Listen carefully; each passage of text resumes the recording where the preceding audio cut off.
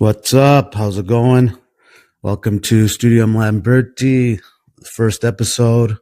My name's Troy Lambert, and this is my YouTube channel. Just looking to document, vlog, whatever, just my work as it comes along.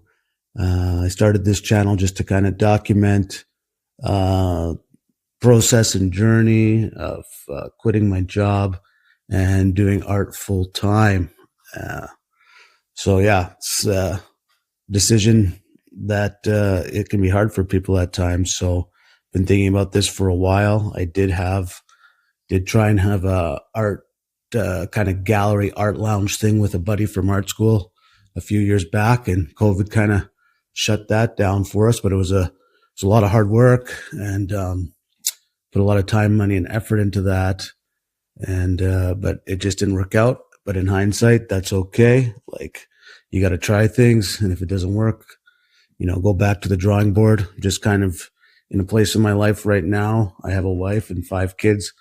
We just decided that, hey, maybe it's time to try doing something for ourselves again. So I did construction for about 20 years, underground construction. So it's like water lines, sewer lines. So that kind of infrastructure in the city of Calgary, in Alberta. And now we live out more in the country here in a little town called Didsbury. It's 5,000 people. We moved out here during COVID. And so we like the slower pace and the more relaxed atmosphere of the small town. So we're really enjoying it out here with our kids. I was commuting back to the city. It was about 45-minute hour drive a day to go to work. But then we just kind of looked at, hey, we're kind of in a place financially now that we could take a risk, calculated risk of going to work for ourselves. We'll try it out see how long we can go with not really any income coming in for a bit. You can always go back to work. You can always find other things to do, other streams of income. But for me to do art, it's like anything. If you want to do it well, you got to really focus all your time to it. It was just hard for me to come home after a 12-hour day at work and start painting in the studio. I had done that before when I tried having like an art lounge gallery with a buddy that I went to art school with a few years back before I had all these kids. And that was really tough. You work all day, then you're going downtown, renovating and organizing, planning, putting together a place, having shows. And because it was kind of a lounge, like nightclub idea, you're up late. It was a cool idea. COVID hit, and we decided to pull the plug. So, it was frustrating and it sucked, but you learn those type of things. We learned a lot from it. And now going forward, I don't want to have a gallery or anything like that per se. Mostly want to paint and not manage other people and things like that. So now just looking at painting full time. We have a plan. It's kind of a business model to keep me moving, and painting is just to paint as much as I can, but then apply to as many competitions and those type of things as I can, because they give me deadlines, and because deadlines help me finish work.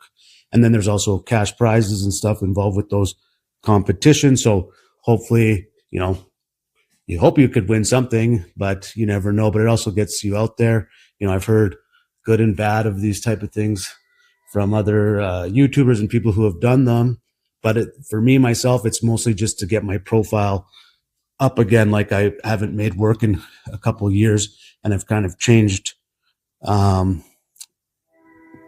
what my subject matter is. So, having these deadlines through competitions until commissions start coming in is a way just to get work downrange, right? Shots downrange. So just going to keep applying for that.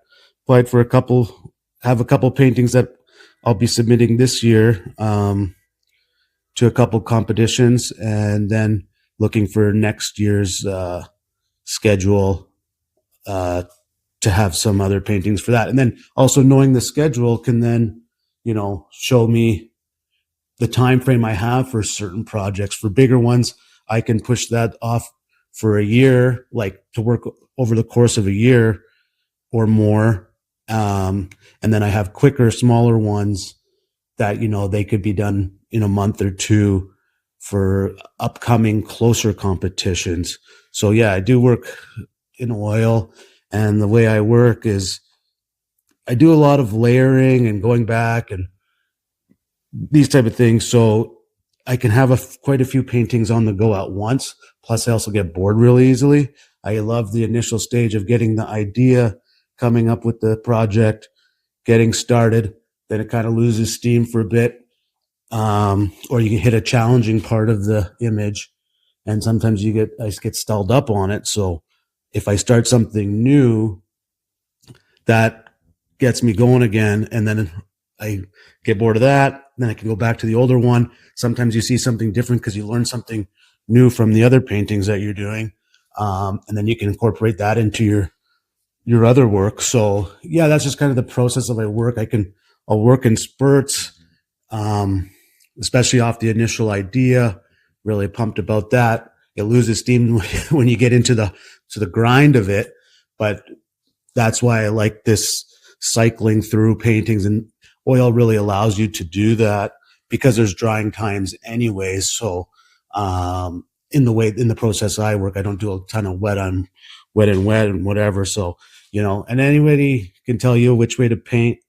I ain't going to tell you which way to paint. I can tell you what I like to do for myself, because at the end of the day, I've tried painting like other people and people that I love, styles that I love. But you know what? That's just not the way I paint.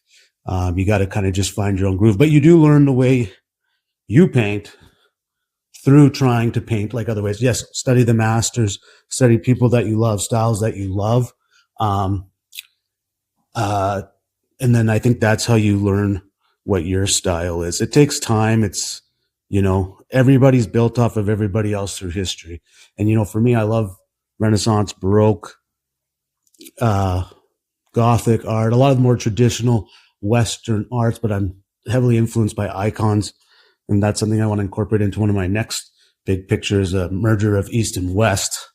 Because I really like a lot of the imagery the Eastern Orthodox Church has that in their icons that the West doesn't have. But then do that in a Western style, kind of bridge those two together. Those are some of the ideas I play with those are the ideas I'm playing with that are in my work, especially my own personal work, like the commissions and the portraits and the competition pieces. Those are going to be the bread and butter things to hopefully generate income and get my body of work out there. But for the personal art that I like to make and what I would like to hopefully one day be able to rely on for income is I would like to do religious art for the Catholic Church. I'm not really happy with the contemporary painting, sculpture, architecture of the church since Vatican II. The modernists really did a number on that. And I just think it reflects poorly on the religion with a lot of my opinion, crappy art in the churches.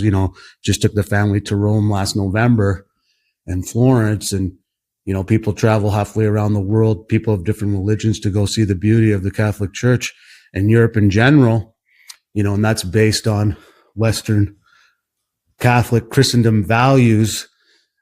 And it's beautiful, and we don't do that anymore. And I think it just reflects how we have come as Western people. We've degraded ourselves, and you can see it just in our art and architecture. So yeah, this video, this channel, it's going to be mostly like a weekly vlog. Tune in, like and subscribe or whatever. You can hear my opinions, see my process, challenges of, doing art full time with a family, wife and 5 kids, the ups and downs. So yeah, please tune in.